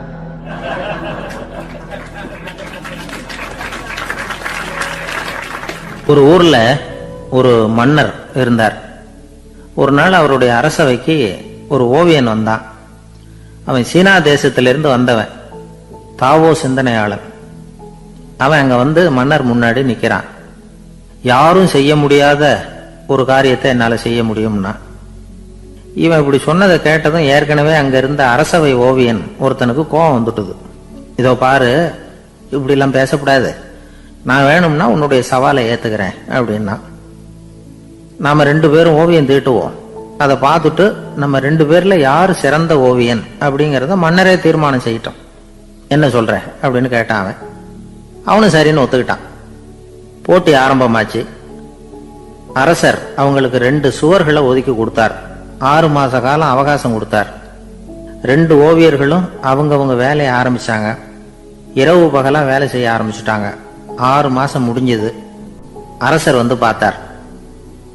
முதல்ல தன்னுடைய அரசவை ஓவியர் தீட்டி இருந்த ஓவியத்தை பார்த்தார். ரொம்ப பிரமாதமா இருந்தது, பாராட்டினார். இதோ பாரு, உன்னுடைய ஓவியம் அற்புதமா இருக்கு, உயிரோட்டம் உள்ளதா இருக்குது, கலையின் உச்சமே இதுதான், இதை விட சிறந்த ஒரு ஓவியத்தை வேற யாராலையும் படைக்க முடியாது அப்படின்னார். அதுக்கப்புறம் அந்த சீன ஓவியன் கிட்ட போனார். எங்க உன்னுடைய ஓவியம்னு கேட்டார். திரைச்சீலையை விலக்கி விட்டு பாருங்கன்னா. மன்னர் வந்து அந்த திரைச்சீலையை விளக்குனார். உள்ள வந்து ஓவியம் இருக்க வேண்டிய இடம் கண்ணாடி மாதிரி தெரிஞ்சுது. அவன் அந்த 6 மாச காலமா அந்த சுவரை வந்து தேய்ச்சி தேய்ச்சி கண்ணாடி மாதிரி ஆக்கி வச்சிருக்கிறான். அதுக்கு நேரா எதிர் சுவரில் அரசவை ஓவியன் தீட்டின ஓவியம் இருக்கு. அது எதிரில் இருந்த இந்த கண்ணாடியில பட்டு பிரதிபலிக்குது. மன்னர் யோசனை பண்ண ஆரம்பிச்சார். அப்புறம் அந்த சீன ஓவியனை பார்த்து கேட்டார். இதை பாரு, நீ என்னுடைய ஆளை வந்து தோற்கடிச்சுட்ட அப்படிங்கிறதுல சந்தேகம் இல்லை, ஆனாலும் எங்களை ஏமாத்தி இருக்கிற, எந்த ஓவியமும் நீ வரையிலையே அப்படின்னார். அரசே, இதுதான் உண்மையான ஓவியம், உயிருள்ள ஓவியம். இது வந்து மனோபாவங்களை பிரதிபலிக்கும், மாறுகின்ற காலங்களை அப்படியே காட்டும் அப்படின்னா அந்த சீன ஓவியன். கையால வரைகிற ஓவியங்கள்ல சலனம் இல்லை, கண்ணாடி அப்படி கிடையாது, சக்தியின் ஓட்டம் அதுல எப்பவும் இருந்துகிட்டே இருக்கும். கண்ணாடி மட்டுமே ஜீவன் உள்ள ஓவியமா இருக்க முடியுங்கிறத அந்த சீன ஓவியன் தெரிஞ்சு வச்சிருந்தான். ஏன்னா அவன் ஒரு தாவோ சிந்தனையாளன். ஒவ்வொரு குழந்தையும் இந்த கண்ணாடியோட தான் பிறக்குது. ஆனா நாம என்ன செய்யறோம்னா, ஓவியங்களை கண்ணாடி மீது பதிப்பிச்சு விடுறோம். கண்ணாடி நம்மளை பிரதிபலிக்குது. நம்முடைய அழகோ அவலட்சணமோ கண்ணாடியை பாதிக்கிறது இல்லை. ஏன்னா அதுக்கு மனம் கிடையாது. கடந்து போன வினாடியை பத்தி அது சிந்திக்கிறது இல்லை. அடுத்த கணத்தை பத்தின எதிர்பார்ப்பும் அதுகிட்ட கிடையாது. அதுதான் பற்றற்ற நிலை. மனிதனுக்கு தேவைப்படுறது அதுதான். கண்ணாடி கிட்ட இருந்து நாம வந்து கற்றுக்கொள்ள வேண்டிய பாடம் இது. வாழ்க்கையில வந்து மனிதர்களை நேசிக்கலாம், உலகின் அழகையெல்லாம் பிரதிபலிக்கலாம், ஆனா எதையும் பற்றி கொண்டு விடக்கூடாது அப்படிங்கிறது பெரியவர்கள் அறிவுரை. துயரம்ங்கிறது பற்றுக்களின் சாயை. கண்ணாடி முன்னாடி நிக்கிறப்போலாம் நமக்கு இந்த ஞாபகம் வரணுமா.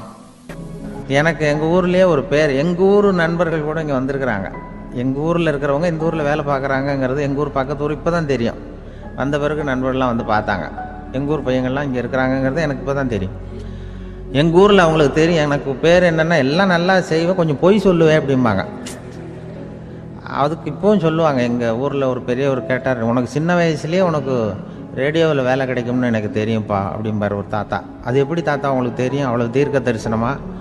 ஆனால் இல்லை நீ சின்ன வயசில் கூட ஒரு பொய்யை கூட நிஜ மாதிரி பேசுவேன், அதனால தான் உனக்கு அங்கே வேலை கிடைச்சிது அப்படின்னு சொல்லுவாங்க. அது மாதிரி இந்த பொய் சொல்கிறதுல கொஞ்சம் அதுதான் என்கிட்ட உள்ள குறையை தவிர கொஞ்சம் பொய் சொல்லுவேன், வேறு மற்றதெல்லாம் தெளிவாக இருக்கும்.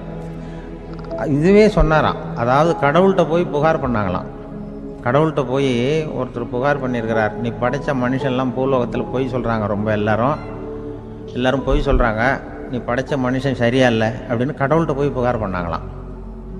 அப்போ கடவுள் சொன்னாராம், என்னை யாரும் ஏமாற்ற முடியாதுப்பா, நான் வந்து அதுக்கு ஒரு ரிமோட் கண்ட்ரோல் மாதிரி ஒன்று வச்சுருக்கேன், இங்கே பாரு எதிர்த்தாவில் பாரு என்ன தெரியுது அப்படின்னா பிரம்மாண்டமான செவுரு, அதில் லட்சக்கணக்கான எலக்ட்ரிக் பல்புலாம் பல்பு சொருவிருக்கு அதெல்லாம். அப்போ கடவுள் சொன்னாராம், புகார் சொன்னவனை கூப்பிட்டு, இதை பாருப்பா எலக்ட்ரிக் பல்பு, பூலோகத்தில் நாம் படைத்த மனிதர்கள் யாராவது பொய் சொன்னால் இங்கே விளக்கு எரியும், எந்த ஏரியாவில் எவ்வளவு விளக்கு எரியுது அப்படிங்கிறத பார்த்து நான் கண்டுபிடிச்சிருவேன். நான் படைத்த மனிதர்களை என்னை ஏமாற்ற முடியாது, எவ்வளவு பேர் எங்கே பொய் சொல்கிறாங்கிறது இந்த விளக்கை பார்த்து கண்டுபிடிச்சிருவேன் நான் கடவுள். இப்படி சொல்லிகிட்டு இருக்கும்பொழுது எல்லா விளக்கம் எரிஞ்சுதான். அப்போ புகார் பண்ணவங்க கேட்டிருக்கான், இது ஏதாவது ஒயரிங்கில் கோளாறாக இருக்குமா சார், இது ஏன் இப்படி எல்லாம் எரியுது அப்படிங்கிறப்ப கடவுள் சொன்னாராம், இல்லை இப்போ வந்து சிங்கப்பூரில் தென்கட்சி சுவாமிநாதன் பேசிக்கிட்டு இருக்காரு, இன்னும் ஒரு 15-20 நிமிஷத்தில் சரியாக போடும் அப்படின்னாராம். அப்படி சொல்லுவாங்க என்னை பற்றி கொஞ்சம் பொய் சொல்கிறதுங்கிறது. அதுக்காக உங்ககிட்ட வந்து பொய் சொல்ல முடியாது. நான் பொய் சொல்கிறதுனா அந்த முன்னாடி சொன்னேன் முதியோர் இல்லம், அங்கே வேணால் சொல்லலாம், எதை சொன்னாலும் கேட்க போகிறதில்ல, அப்படி சொல்லலாம். ஏன்னா இப்போ இதில் என்னென்னா, இவங்க ஐயாக்கெல்லாம் இங்கே வந்ததும் பெரியவங்கள்லாம் சொன்னாங்க, முஸ்தபா சார்லாம் சொன்னார், இங்கே வந்து முன்னாடிலாம் எங்கள் மனிதர்கள் எந்த அளவுக்கு இப்போ வந்து ரொம்ப ஆக்கப்பூர்வமாக வளர்ந்துருக்கிறார்கள். முன்னாடிலாம் சினிமா நடிகர்களுக்கு தான் இது மாதிரி கூட்டங்கள்லாம் வரும், சினிமா சம்மந்தப்பட்டவங்களுக்கு இது மாதிரி ஏதாவது நல்ல விஷயங்களை பேசுகிறவங்களுக்கு கூட்டம் வர்றது வந்து ஒரு பெரிய ஆரோக்கியமான அறிகுறி, எங்களுக்கெல்லாம் ரொம்ப மகிழ்ச்சியாக இருக்குது சார்னு சொன்னார். அது இப்போ அதுக்கு தான் வந்திருப்பீங்க, வேறு ஒன்றும் இப்போ எங்கள் முகத்துக்காக வந்திருக்க போகிறீங்க, அப்படி ஒன்றும் கவர்ச்சியான முகமா அதுவும், அதனால் வந்து முகத்தை பார்க்குறதுக்கு தான் வந்திருக்கிறாங்க அப்படின்னு சொல்லி. ஆனால் இந்த ரேடியோவில் நான் கொஞ்ச காலம் வெளியில் தெரியாமல் இருந்தேன். அப்போ என்ன பண்ணுவாங்கன்னா, என்ன வருவாங்க எங்கள் ரேடியோ ஸ்டேஷனுக்கு வருவாங்க, சார் அந்த தினம் ரேடியோவில் பேசுகிறாரு இன்று ஒரு தகவல், அவர் முகத்தை பார்த்துட்டு போகணும் சார் அப்படின்ட்டு வருவாங்க. ஏன்னா இப்போ தொலைக்காட்சியில் வர்றதில்லை. அதில் என்னென்னா அப்படி ஒரு தடவை வர்றவங்க அடுத்த தடவை வர்றதில்லை. அப்போ தான் புரியுது, ஓஹோ அவங்க ஆள் யாருன்னு தெரிஞ்சுக்கிறதுக்கு தான் வராங்க, வேறு ஒன்றும் ஒரு பெரிய கவர்ச்சி. அதனால் இந்த கூட்டம் வந்து ஏதோ என்னோட கவர்ச்சின்னா அவர் ஐயா சுகிசிவம் கொஞ்சம் கவர்ச்சியாக தெரிகிறார், அதனால் அவருக்காக வந்த கூட்டமாக வேணா இருக்கலாம், வேறு எனக்கு அந்த நம்பிக்கை இல்லை. ஐயா சாலமன் பாப்பாவுக்கு சுத்தமாக அந்த நம்பிக்கை இருக்காது. அதனால் நாங்கள் வந்து ஏமாந்து போட மாட்டோம், ஏதோ எங்களை பார்க்க தான் வந்திருக்கிறாங்க எல்லாரும் அப்படின்னு. என்ன அவங்களுக்கு கருத்துன்னா, நல்ல குடும்பம் நல்ல மகிழ்ச்சியாக வாழ்வது எப்படி, நல்ல குடும்பத்தை எப்படி நடத்துறது, இது மாதிரி நல்ல கருத்துக்களை ஜனங்கள்கிட்ட பரிமாறிக்கணும்னு இந்தியாவிலையும் தமிழ்நாட்டிலையும் சில நிகழ்ச்சிகளை அவங்க நடத்திட்டு இருக்கிறாங்க. என் கூட வேலை பார்க்குறப்போ ஒரு அம்மா இருந்தாங்க, அவங்க எப்போதும் அவங்க வீட்டுக்காரர் படத்தையே வச்சுருப்பாங்க, கையில் பத்திரமா வச்சுருப்பாங்க. அவ்வளவு மரியாதை மதிப்புன்னு சொல்லி நாங்கள்லாம் அவங்கள பெருசாக நினைப்போம். இது எதுக்குமா அவங்க வீட்டுக்காரர் படத்தை பத்திரமா இல்லை கையிலேயே வச்சுருக்கீங்களே, ஆஃபீஸுக்கெல்லாம் எடுத்துகிட்டு வந்து வச்சு அடிக்கடி எடுத்து பார்த்துக்குவாங்க, அவ்வளவு பிரியமாக அவங்க வீட்டுக்காரர் இல்லை. ஆமாம், எனக்கு வந்து ஏதாவது பிரச்சனை வந்துவிடுதுன்னா உடனே எங்கள் வீட்டுக்காரர் படத்தை எடுத்து பார்ப்பேன். பரவாயில்ல இப்படி ஒரு இதாக, ஆமாம் இதை பார்த்துட்டு நினச்சிக்குவேன், இதை விட பிரச்சனை வேறு என்ன இருந்துட போகுது உலகத்தில் அப்படின்னு நினச்சிக்குவேன், உடனே எனக்கு எல்லாம் போயிடும் அப்படின்ட்டு தான். அப்படி ஒரு அம்மா இருந்தாங்க, இப்போ இருக்காங்க, வேலை பார்த்துக்கிட்டு இருக்காங்க. அப்படிலாம் இங்கே இருக்கிற தாய்மார்கள் பெண்கள் யாராவது அப்படி கூட பண்ணலாம். எப்போதுமே உங்கள் வீட்டுக்காரர் படத்தை கையில் வச்சுக்கோங்க, அது ஒரு யோசனை, குடும்பம் குதூகலமாக இருக்கிறதுக்கு அது ஒரு யோசனை.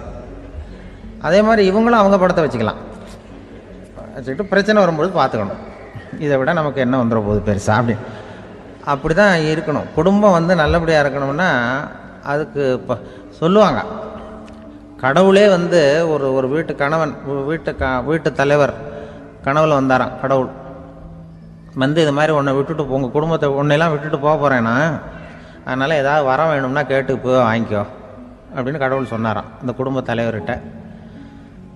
அவருக்கு என்ன கேட்குறதுன்னு புரியல. கடவுள் வந்து விட்டுட்டு போகிறேங்கிறார், ஏதாவது வரம் கேட்டுக்கோ அப்படின்னு நம்ம என்ன பண்ணுறது, என்ன கேட்குறதுன்னு ஒன்றும் புரியல. குழம்பிக்கிட்டு இருந்தான் அந்த ஆள் கனவுல. இப்போ கடவுள் சொன்னாராம், சரி நீ ரொம்ப குழப்பமாக இருக்க, நாளைக்கு மறுபடியும் உன் கனவுல வரேன், அதுக்குள்ளே நீ முடிவு பண்ணி வை, உனக்கு என்ன வரம் வேணுமோ கேட்டு வாங்கிக்கோ, உனக்கு வரம் கொடுத்துட்டு நான் போயிடுறேன், உன்னை விட்டுட்டு போகிறதா நான் முடிவு பண்ணிட்டேன் அப்படின்ட்டுருக்காரு கடவுள். சரி ஒரு நாள் அவகாசம் கொடுங்க, நாளைக்கு நான் அதுக்குள்ளே முடிவு பண்ணி வைக்கிறேன்ட்டு அவர் வந்தார். மறுநாள் முழிச்சுக்கிட்டு மனைவி மகன் மக்கள் எல்லாரையும் கூப்பிட்டார், குடும்பத்தில் எல்லாரையும். இப்படி வாங்க, இது மாதிரி நேற்று கனவுல வந்தார் கடவுள், நம்மளை விட்டுட்டு போக போகிறாராம், என்ன வரம் வேணும்னு கேட்டு வாங்கிங்கோ அப்படின்னு போய் சொல்லிட்டார். என்ன கேட்குறதுன்னா அப்படின்னு அந்த கணவன் கேட்குறான். இந்த மனைவி சொல்கிறாங்க, என் உடம்பு பூரா நகையாக இருக்கணும் அப்படின்னு கேள் அப்படின்ட்டுருக்கு. அதுக்குள்ளே அந்த ஒரு பொண்ணு ஓடி வந்து, அப்படிலாம் கேட்காதப்பா கடவுள்கிட்ட, இப்போ இருக்கிற சொத்து எவ்வளோ இருக்கோ அதுபோல் இன்னொரு பங்கு வேணும்னு கேள் அப்படின்னு. அந்த பையன் வந்து அவன் வேறு சொன்னான், அவன் அது நமக்கு வந்து இது போல் ஒரு 10 பங்காவது வேணும், 2 பங்களா கார் வேணும் அப்படின்னு அவன் ஒரு லிஸ்ட்டை கொடுத்தான். இவர் என்ன கேட்குறதுன்னு முடிவு பண்ணுறதுக்குள்ள அங்கே வேலை செய்கிற அம்மா, ஒரு வயசான அம்மா வந்திருக்கு, வேலை செய்கிற அம்மா. அது வந்து சொல்லிச்சான் இவர்கிட்ட, தப்பாரு கடவுள்கிட்ட அப்படிலாம் கேட்காதப்பா, நாளைக்கு வரும்பொழுது என்ன வர வேணும்னா எங்கள் குடும்பத்தில் எல்லாரும் அன்பாக இருக்கணும், பாசமாக இருக்கணும்னு கேட்டு வாங்கிக்கோ வரத்தை, அன்பு பாசம் குடும்பத்தில் எப்போதும் நிலவணும்னு கேட்டு வாங்கிக்கோ, வேற எல்லாம் நம்ம பார்த்துக்கலான்னு அந்த பெரியம்மா சொல்லிச்சான். மறுநாள் அதே மாதிரி படுத்து தூங்கினார். கடவுள் கனவுல வந்தார். வந்து கேட்கும்பொழுது இவர் சொன்னாராம், ஐயா எனக்கு வந்து எங்கள் குடும்பத்தில் நாங்கள் கணவன் மனைவி புள்ள குட்டி எல்லாம் பாசமாக இருக்கணும், அன்பாக இருக்கணும், இதுதான் எங்களுக்கு வர வேணும் அப்படின்னு கேட்டாராம். இவர் கேட்டதும் கடவுள் வந்து தலையை சொரிய ஆரம்பிச்சிட்டாராம். ஏன் என்ன யோசிக்கிறீங்கன்னு கேட்டிருக்காரு. நீங்கள் அன்பாக பிரியமாக இருந்தீங்கன்னா அப்புறம் ஏன் நான் உங்களை விட்டுட்டு போக போகிறேன், நான் ஏற்கனவே இல்லைங்கிறதுனால தான் உங்களை விட்டு போகலாம்னு முடிவு பண்ணியிருந்தேன். இப்போ நீங்கள் ஏற்கனவே பாசமாக இருந்தீங்கன்னா நான் இனிமேல் போக மாட்டேன், அதனால் ஏன் முடிவை மாற்றிக்க வேண்டியதுதான், உங்கள் கூட தான் இருக்க போகிறேன்னாராம். இப்படி ஒரு கதை சொல்லுவாங்க. அதனால் ஒரு குடும்பத்தில் அந்தந்த உறவு முறைகள் சரியாக இருக்கிற வரைக்கும் எல்லாம் நல்லாயிருக்கும். அங்கே தான் இறைவன் வாழும் இல்லம்ங்கிறாங்களே, அதுதான் அது. அதில் அந்த குடும்ப தலைவருங்கிறவர் கணவன் அப்படிங்கிறதுனால அவருக்கு தான் பொறுப்பு. அவருக்கு நிறைய சகிப்புத்தன்மை வேணும், கோபம் வரக்கூடாது, யார் என்ன சொன்னாலும் போகணும். சில கணவன்மார்கள் வந்து எது சொன்னாலும் மனைவி வந்து தட்டுறதில்லை. அங்கே போனால் போவாங்க, எதுக்கு போக சொல்கிறேன்னு கேட்குறதில்ல, போகிறது, இங்கே வான்னா வர்றது. திருவள்ளூர் மனைவி இருந்தாருன்னு சொல்கிறாங்கல்ல, அது மாதிரி.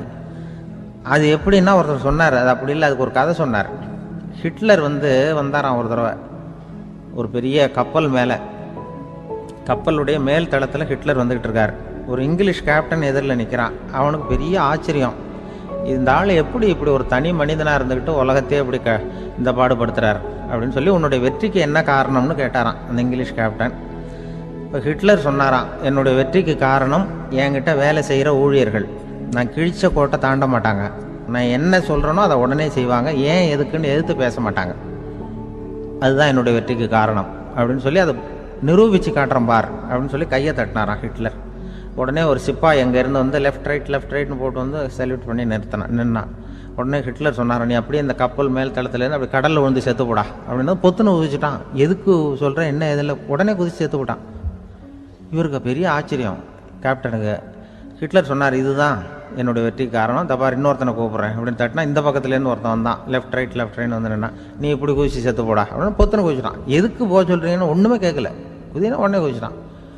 அப்போ ஹிட்லர் சொன்னார், இதே மாதிரி என்னுடைய ஒவ்வொரு ஊழியர்களும் இருக்கிறாங்க, நானும் ஊழியர்களை இழக்கிறதுக்கு தயாராக இல்லை, தயாராக இருப்பேன் எப்போதும், தப்பார் இன்னொருத்தரன் தட்டுறேன்னு இன்னொருத்தர் வந்தார். எதிர்த்தாவில் இருந்து ஒருத்தன் லெஃப்ட் ரைட் சல்யூட் அடித்தான். நீயும் குதிச்சு செத்து போடான்ருக்கார் ஹிட்லர். இவனால் பொறுக்க முடியல, இந்த இங்கிலீஷ் கேப்டன் அனாவசியமாக ஒவ்வொருத்தனாக குதிச்சுட்றானேன்னு சொல்லி ஓடி போய் அவனை குதிச்சிட்டான். குதிக்கிறதுக்கு முன்னாடி பிடிச்சி தனியாக எழுத்துட்டு போட்டான். தனியாக எழுத்துட்டு போய் அந்த சிப்பாய்கிட்ட கேட்டாரான் அந்த இங்கிலீஷ் கேப்டன், ஏன்ப்பா அந்த ஆள் குதிக்க சொல்கிறான்னா நீ ஏன் எதுக்குன்னு கேட்கறது இல்லையா, உடனே குதிச்சு செத்து போகிறீங்களே, இதெல்லாம் என்ன அநியாயம் அப்படின்ட்டுருக்கான் அந்த இங்கிலீஷ் கேப்டன் கையை பிடிச்சிக்கிட்டு. உடனே அந்த சிப்பாய்க்கு கோவம் வந்துட்டு தான், உடையா கையை, இவன்ட்ட வேலை பார்க்குறத விட உழுந்து செத்து போகலாம், நான் குதிக்கிறான், என்ன அனாவசியமாக எதுக்கே இருக்க சொல்கிறேன் அப்படின்னு சொல்லி குதிச்சுட்டானா. அதனால் இந்த உடனே சொல்கிறத செய்கிறாங்க பாருங்கள், அவங்கள நம்பக்கூடாது. கணவன்மார்களுக்கு ஒரு எச்சரிக்கை, சொல்கிறத உடனே செஞ்சுருவாங்க மனைவி, நீ அங்கே போனால் போங்க வரணும் அது ஹிட்லர் மாதிரி நினைக்கிறாங்கன்னு அர்த்தம். இதுகிட்ட பேசிக்கிட்டு இருக்கிறத விட சொல்கிறத செஞ்சுட்டு போடுவோமே. அப்படி சமாளிக்கிற கணவன்மார்கள் உண்டு. குடும்பத்தில் வந்து அப்படிலாம் இருந்து சமாளிக்கிறாங்க. குடும்பத்தில் ஒருத்தர் அனுசரிப்பு தன்மைங்கிறது ரொம்ப அவசியம். கணவன் மனைவின்னா அனுசரித்து போகணும்னு சொல்லுவாங்க. அதாவது ஒரு கணவன் அதுக்காக தான் அந்த காலத்துலலாம் ஒரு வீட்டுக்கு வந்து மாப்பிள்ளை தேடுறதுங்கிறது ஒரு பெரிய குடும்பத்தை நிர்வகிக்கிற அளவுக்கு ஒரு கணவனாக வரக்கூடிய எப்படி இருக்கணும் அப்படின்னா, அந்த காலத்தில் புலி வேட்டைக்கு போகணும். ஒரு பொண்ணுக்கு மாப்பிள்ளை தேடுறதுன்னா நம்ம தமிழ் பழக்கம் என்னென்னா, காட்டுக்கு போய் ஒரு புலியை வேட்டையாடிட்டு வரணும். அந்த புலி பல்லு அல்லது நகத்தை கொண்டுட்டு வரணும் அந்த இளைஞன். அதை வந்து வீட்டில் கொடுப்பான். அதை தான் கட்டி அதை வந்து இதாக கட்டுவாங்க, மாலையாக போடுவாங்க, தாலியாக கட்டுவாங்க. அதாவது வீரம் இருக்கா பையனுக்குன்னு பார்ப்பாங்க. ஒரு பொண்ணு வேணும்னா நீ முதல்ல வீட்டுக்கு பொண்ணு கேட்க போகக்கூடாது, காட்டுக்கு போகணும். போய் புளியை கொண்டு வா, அதுக்கப்புறம் தான் உனக்கு பொண்ணு அப்படின்னு சொல்லுவாங்க. இப்போவெல்லாம் ஏன் போகிறது இல்லைன்னா, இப்போலாம் ஒருத்தனை வந்து காட்டுக்கு போய் புலிப்பல் கொண்டு வரனா புலி தான் மாப்பிள்ளையாக வரும். அதனால தான் இப்போ போகிறதில்ல யாரும் காட்டுக்கு. அப்போ வந்து பெண்களும் வந்து ரொம்ப வீரமாக இருந்தாங்க. பெண்கள் மூலம் அந்த காலத்தில் எப்படின்னா, முறத்தாலேயே புலியை துரத்துவாங்களாம். நம்ம பழைய பாட்டிலெல்லாம் பார்த்துருப்பீங்க. முறத்தால புலியை விரட்டினாங்கன்னு வரும் பழைய பாட்டு. அந்த அளவுக்கு பெண்களுக்கு வீரம். இப்போ கல்யாணம் ஆகி இந்த காலத்தில் ஒரு கணவனை வந்து விரட்டிட்டு வந்தாங்களாம் முறத்தை எடுத்துக்கிட்டு. ஒரு மனைவி அவன் பயந்துட்டு வெளில ஓடி வரான். பின்னாடி முறத்தை எடுத்துகிட்டு அந்த அம்மா ஓடி வருது. இவனை தனியாக பிடிச்சி கொண்டு போய், என்னப்பா இந்த மனைவிட்டு இப்படி பயந்து ஓடி வரையே, முறத்தால் துரத்துறா இப்படி வரையே அப்படின்னு தான் அவன் அப்படியே தடுமாறிக்கிட்டு, அதெல்லாம் ஒன்றும் இல்லை, அவன் என்ன புலியாக நினைக்கிறா அப்படின்னு ஒரு பெருமையாக சொல்லிட்டானான். அந்த காலத்தில் புலியை தான் முறத்தால் விரட்டினாங்க, இப்போ புருஷனை விரட்டுறாங்க அப்படின்னு சொல்லி. அப்படி அந்த காலத்தில் வந்து கணவனுக்கு ஒரு குடும்பத்தை நிர்வகிக்கிற திறமை இருக்கா, உடல் வலிமை தான் முக்கியம். இப்போ கூட மதுரை பக்கத்தில் ஐயாவுக்கு தெரியும், அந்த இளவட்டக்கல்லுன்னு ஒரு ஊருக்கு ஊர் எல்லையில் கிடக்கும். ஊர் எல்லையில் ஒரு பெரிய கல் கிடக்கும். அந்த ஊருக்கு பொண்ணு கேட்க போகிறவங்க அந்த கல்லை தலைக்கு மேலே தூக்கி காட்டணும். அப்படியே தூக்கி தலைக்கு மேலே வசதி கீழே போடணும். அந்த வலு இருந்தால் தான் நீங்கள் அந்த ஊருக்குள்ளேயே போகலாம், பொண்ணு கேட்கறதுக்கு போகலாம். இல்லைன்னா நீ திரும்பி போக வேண்டியதான். அந்த வலிமை இருக்கா மாப்பிள்ளைன்னு பார்க்குறாங்க. இளவட்டக்கல்லுன்னு பேர். அப்போ என்ன பண்ணாங்கன்னா, ஒரு 1000 வருஷத்துக்கு முன்னாடி அந்த கல்லை தலைக்கு மேலே தூக்கி கீழே போடுவாங்களாம். ஒரு 500 வருஷத்துக்கு முன்னாடி அப்படி கொஞ்சம் தூரம் இடுப்பு அளவுக்கு தூக்கி கீழே போட்டுக்கிட்டு இருந்துருக்குறாங்க. அதுக்கப்புறம் ஒரு 100 வருஷத்துக்கு முன்னாடியெல்லாம் அப்படி முழங்கால அளவுக்கு அப்படி தூக்கி போட்டால் போகிறோம்னு வச்சுருந்தாங்களாம். இப்போ நான் அந்த ஊருக்கு என் கூட பழனிசாமின்னு ஒருத்தர் இருக்கார். அவர் போய், உனக்கு எப்படிப்பா இந்த ஊரில் கல்யாணம் ஆச்சு அப்படின்னா, இப்போலாம் நாங்கள் தொட்டு கும்பிட்டா போகிறோம், அதை அசைக்கிறது கூட இல்லை. அப்படி ஆகிட்டுது. ஒரு குடும்பத்தை கணவனாக வரப்போகிறவனுக்கான தகுதி